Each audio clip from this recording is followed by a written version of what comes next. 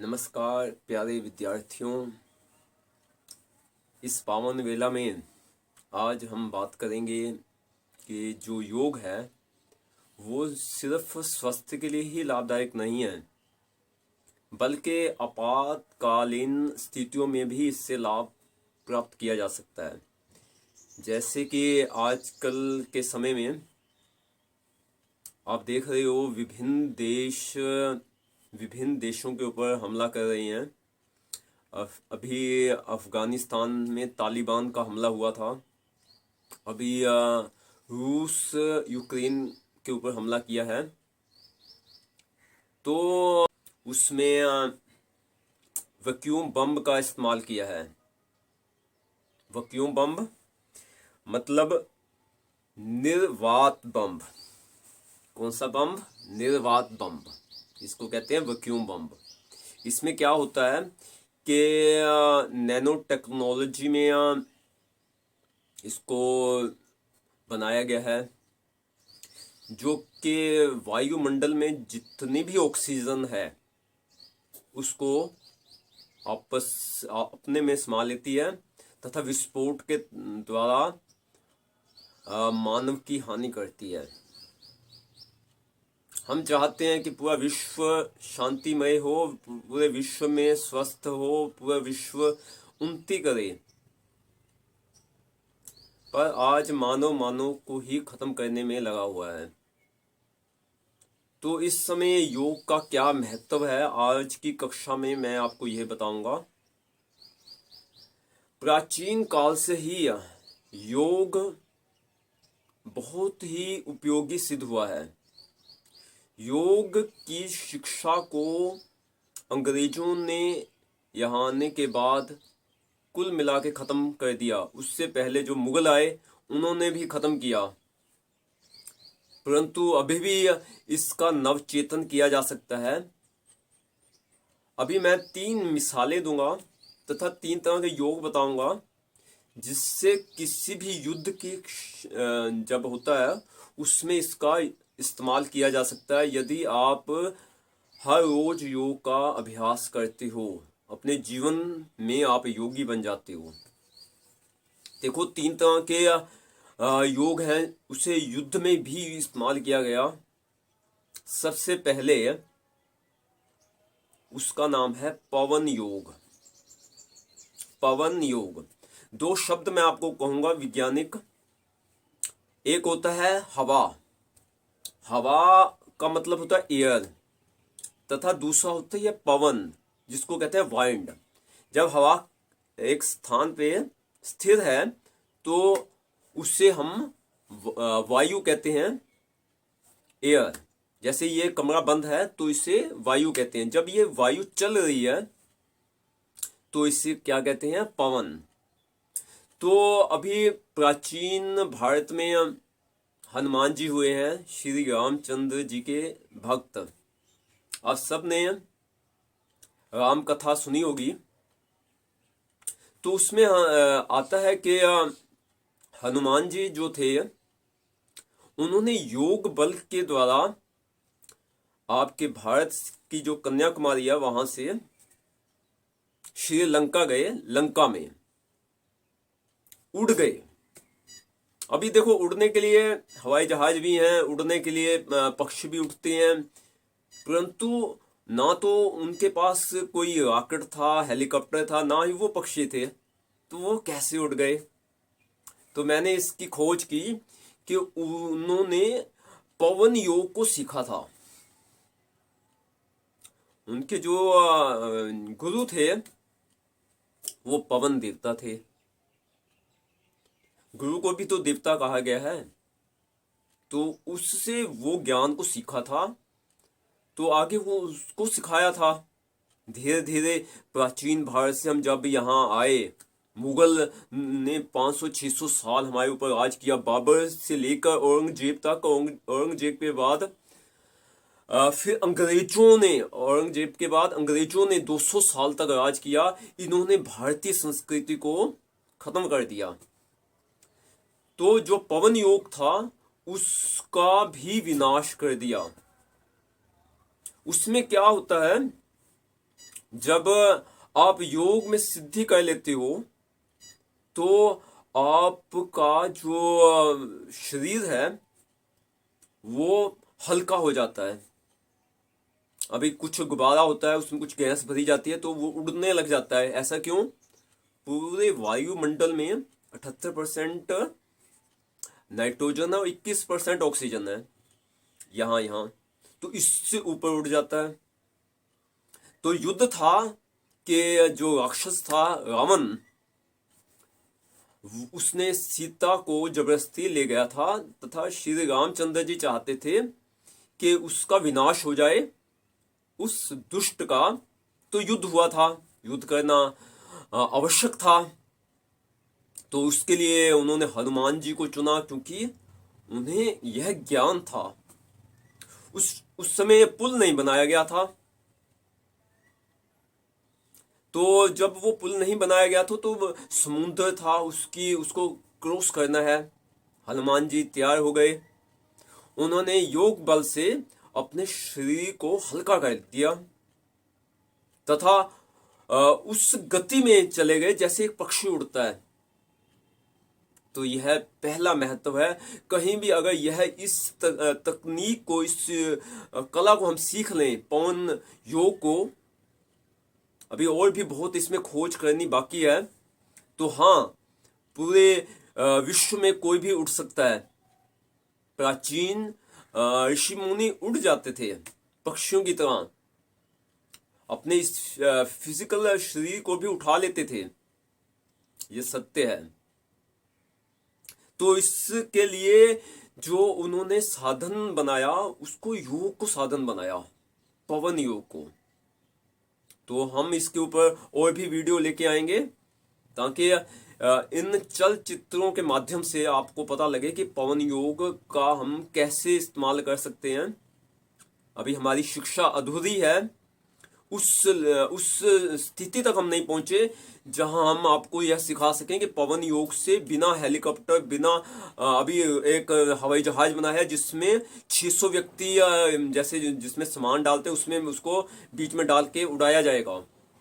ये तो है मैकेनिकल, परंतु जो योग है उसके बल पे भी आदमी ही उड़ जाएंगे। अभी देखो कि पक्षी को एक जगह पे पानी नहीं होता, परम पिता परमात्मा ने उसके बाजुओं में इतनी शक्ति दी है, वो उड़ उड़ के उस स्थान पे चला जाता है जहां जल होता है। ऐसे ही कभी भी कहीं भी अगर बम का अटैक हो गया है तो आदमी जब योग को अपना साधन बना लेगा तो वो उड़ जाएगा हनुमान जी की तरह। तो ऐसा हो सकता है, तो इस पे विश्वास कीजिए। अब हम दूसरी बात करते हैं। दूसरा है जल योग। जल योग का सिंपल सही संबंध है कि आपने जल समाधि ले लेना है। जल में कुछ घंटे, कुछ दिन आप रह सकते हो। ये मैंने सांस को रोका और मैं जल में चला गया। अभी मैं 1 मिनट, 2 मिनट, 3 मिनट, जो डुबकी लगाने वाले होते हैं, नीचे से किसी ने नदी में छलांग लगा दी, तो वो जल योग के द्वारा उसके बॉटम में जाते हैं, ढूंढते हैं। हमारे पास में भी एक नदी बहती है, तो वहां गोताखोर हैं, उनके 5-6 लोगों की जो टीम है वो आधा आधा घंटा, 1-1 घंटा बीच में डुबकी लगाते हैं। काफी अभ्यास करते हैं योग का, जल योग का। तो अपने लेवल को आधा घंटे तक सांस को रोक लेना। तो जहां वायु ही नहीं है, मान लो कि वैक्यूम बम हो गया, उसमें वातावरण में कुछ समय के लिए कुल जो वायु थी ले लिए, उस समय अगर आप जल में हो तो उसके ऊपर आपका प्रभाव ही नहीं, आप वायु को तो ले ही नहीं रहे, परंतु उस जल में से ही आप अपना जीवन को चला रहे हो। इस इतिहास की बिल्कुल सच्ची घटना मैं आपको सुनाने वाला हूं। श्री गुरु नानक देव जी को जल योग आता था। योग का मतलब होता है परमात्मा के साथ जुड़ जाना, उसमें मेल हो जाना। तो यह गुरु नानक देव जी जब ननकाना साहिब जो पाकिस्तान में है, वहाँ से सुल्तानपुर लोधी आए, अभी पंजाब में, भारत में पंजाब में कपूरथला के पास में है। तो वो प्रतिदिन वहाँ एक नदी बहती है, वहाँ स्नान करते थे तथा परम पिता परमात्मा के नाम के योग में, नाम योग में अपने आप को समा लेते थे। तो क्या हुआ, एक दिन उसी जल में वो स्नान करने के लिए गए तथा उन्होंने जल योग ले लिया 3 दिन के लिए।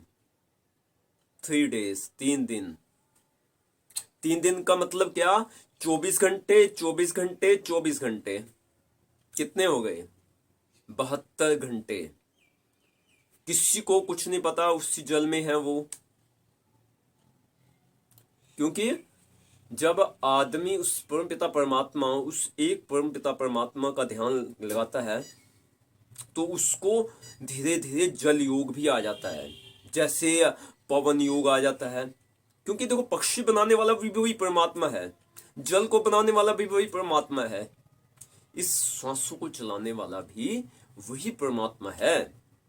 तो उन्होंने जब जल योग किया, जल के अंदर चले गए, तो वहां ऑक्सीजन तो होती नहीं है, हम 1 मिनट के ज्यादा सांस रोक नहीं सकते। तो उन्होंने 72 घंटे, एक विश्व रिकॉर्ड है कि बिना ऑक्सीजन से रहे 3 दिन। तो उनको आता था, क्योंकि वो हमेशा ही उस परम पिता परमात्मा का ध्यान करते थे, हमेशा ही उसको याद करते थे। जैसे आप कोई भी किताब को पढ़ते हो, कोई भी अध्यापक से सुनते हो, अपने गुरु से सुनते हो, उससे एक ऐसी पुस्तक में लिख देते हो जिसे हम स्मरण पुस्तक कहते हैं, याद पुस्तक, याद पुस्तक। उसमें जब आप 1 साल 2 साल या 5 साल के बाद उसका पेज खोलते हो तो वो चीज छपी होती है, हाँ इस मेरे अध्यापक ने, मेरे गुरु ने मुझे, मेरे शिक्षक ने मुझे ये सिखाया था। तो आपको वो समझ आ जाता है। ऐसे ही जब कोई आदमी उस परम पिता परमात्मा को याद करता है बार बार, तो उसके याद किताब में वो छप जाता है। जब छप जाता है तो 5 तत्वों से आदमी बना है, और यही 5 तत्व हम लेते भी रहते हैं। उसमें से वायु तथा जल हमारे लिए अति आवश्यक है, उसके बाद भोजन आता है। तो वायु और जल की आवश्यकता ही नहीं रहती, वायु और जल की आवश्यकता ही नहीं रहती। जब उस परम पिता परमात्मा में समा जाते हो, समाधि लग जाती है, जल समाधि हो जाती है आपकी। तो गुरु नानक देव जी ऐसे पहुंचे हुए संत थे, महात्मा थे। तो उन्होंने जल योग सीखा तथा हमेशा ही कहा कि उस परम पिता परमात्मा को याद किया करो, उस एक को याद किया करो, हमेशा ही उसका नाम लिया करो।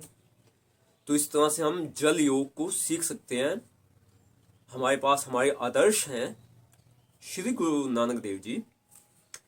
अब तीसरी बात है अग्नि योग। अग्नि योग, उससे पहले आपको मैंने बता दिया कि आप भी जल में, आपके पास में जो तालाब है उस या पानी है, उसमें आप कुछ समय रहा। वैसे तो आप सांस को रोकने का भी अभ्यास कीजिए, एक बार मेरे साथ कर लीजिए।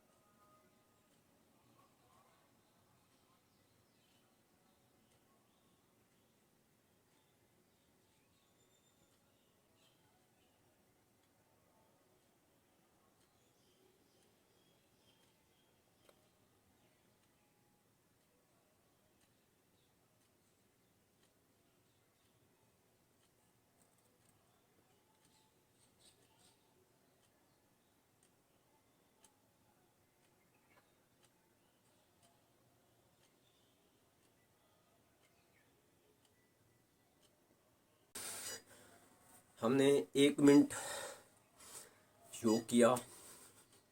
अगर हम जल के बीच है तो और भी ज़्यादा हो सकता है। धीरे धीरे हमने अभ्यास करना है। गर्मियों में आप बहुत ज़्यादा अभ्यास कर सकते हो जल योग का, तथा उस जल में आपने सिर्फ उस परमपिता परमात्मा को याद करना है। अभ्यास करते जाओगे तो आधे घंटे तक भी पहुंच जाओगे, 1 घंटे तक भी पहुंच जाओगे। तथा यह अभ्यास अगर आपका उस परमपिता परमात्मा के साथ बहुत ही अच्छा संबंध हो गया है तो यह 1 दिन भी पहुंच जाएगा, 2 दिन भी पहुंच जाएगा, 3 दिन भी पहुंच जाएगा। क्योंकि हमने गुरु से ज्ञान लेना है। गुरु जो अज्ञान को हटा दे तथा हमें सुख के पास पहुंचा दे। अब तीसरा है अग्नि योग। देखो, अग्नि योग हमारे ऋषि मुनि जो थे वो हर सुबह हर शाम को हवन करते थे, तथा उनको इस योग की शिक्षा भी थी कि कैसे अग्नि से स्वस्थ प्राप्त किया जा सकता है, कैसे अग्नि से अस्वस्थ कोई भी स्थिति है उसको दूर किया जा सकता है, कैसे अपने राष्ट्र की रक्षा की जा सकती है अग्नि योग से। तो हर विद्यार्थी को यह योग आता था क्योंकि उनके गुरु को यह योग आता था। तो हमारे ऋषि मुनि का जो ज्ञान था, फिर मैंने वही कहा कि भारतीय के ऊपर बहुत सारे हमले हुए हैं विदेशों की तरफ से। बहुत 500 साल तक मुगलों ने इस भारत को लूटा, 200 साल इस अंग्रेजों ने भारत को लूटा तथा हमारी संस्कृति को खत्म कर दिया, उस अग्नि योग को भी खत्म कर दिया। फिर भी स्वामी दयानंद सरस्वती, जिसके नाम से यह चिकित्सालय है, उन्होंने यह फिर से जगाया तथा उन्होंने कहा कि सुबह तथा शाम को हवन किया कीजिए। अब होगा कैसे? अग्नि योग से कैसे हम यह जो किसी भी देश द्वारा किसी भी देश के ऊपर हमले किए जाते हैं उसको रोका जा सकता है?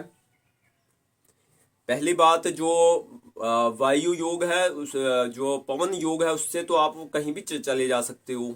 अगर यह स्थिति नहीं आती तो दूसरी स्थिति में आप जल योग लेते हो, तीसरी स्थिति में आप अग्नि योग का इस्तेमाल करते हो। इसमें 3 चीजें मेन होती हैं, मुख्य होती हैं, आपको बता देता हूं। पहली होती है समिधा, यानी वो आपकी जो भी है काठियां, सूखी काठियां अलग अलग वृक्षों की, पीपल, बोड़, बेल, तो यह जो काठियां हैं इन काठियों को जलाया जाता है। फिर होता है शुद्ध देसी गाय का घी। आज भारत की स्थिति ऐसी है कि 36,000 कत्ल खाने हैं और उसमें गाय जाती है, और देसी घी, देसी गाय का घी मिलना मुश्किल हो गया है। तो मेरी एक निवेदन है कि हर भारतीय को देसी गाय पालनी चाहिए। तो उस देसी गाय के घी में ऐसी शक्ति है तो वो उसमें डाला जाता है अग्नि योग के लिए। तीसरा सामग्री, जिसमें जड़ी बूटियां होती हैं सूखी हुई, तो वो तीनों जब समिधा आ गई, देसी घी आ गया, सामग्री आ गई, तो जलाया जाता है। तो जितनी बड़ी आपने अग्नि चाहिए, जितना बड़ा योग चाहिए, क्योंकि इस अग्नि योग में इतनी शक्ति है कि कोई भी बम कहीं भी गिरे उसके बाद जो पोल्यूशन होता है वहां से ऑक्सीजन खत्म हो जाती है तथा लोग मरने लगते हैं। तो यह जो अग्नि है उस पोल्यूशन को अपने में समा लेती है, उस प्रदूषण को अपने में समा के उसको खत्म कर देती है, ऊपर ले जाती है, कहीं और लेके जाती है। तो जहां भी यज्ञ होते थे वहां कोई भी पोल्यूशन का असर नहीं होता। यह अग्नि का काम है। तो उसमें क्या है, 1 क्विंटल आपकी जो है समिधा जलेगी, 10 क्विंटल समिधा जलेगी, 20 क्विंटल, 100 क्विंटल। वैसे ही घी 1 क्विंटल, 200 क्विंटल, 300 क्विंटल। जितना बड़ा बम का हमला हुआ है उतना ही हवन बढ़ जाएगा। तो पहला लाभ तो यही हो गया अग्नि योग का कि यह प्रदूषण, किसी भी बम के प्रदूषण को खत्म कर देता है। बम तो एक स्थान पे चलता है पर उसका एडिशन जो होता है खत्म हो जाता है। और सबसे बड़ी बात यह है कि जहां जहां अग्नि होती है वहां ऑक्सीजन का लेवल बढ़ जाता है, कई गुना बढ़ जाता है उसमें से निकलने वाली ऑक्सीजन। तो अगर वैक्यूम बम का अटैक हुआ भी है किसी देश में तो उसका वो असर नहीं करेगा। आपके पास वृक्ष होने चाहिए।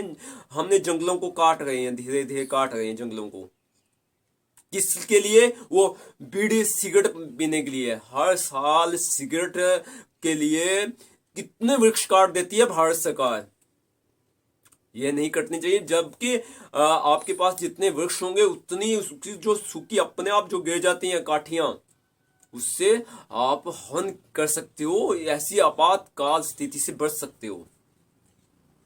देसी घी आप गाय पालिए, किसी भी कीमत पे गाय को कटने ना दीजिए, तथा जड़ी बूटियां उगाइए।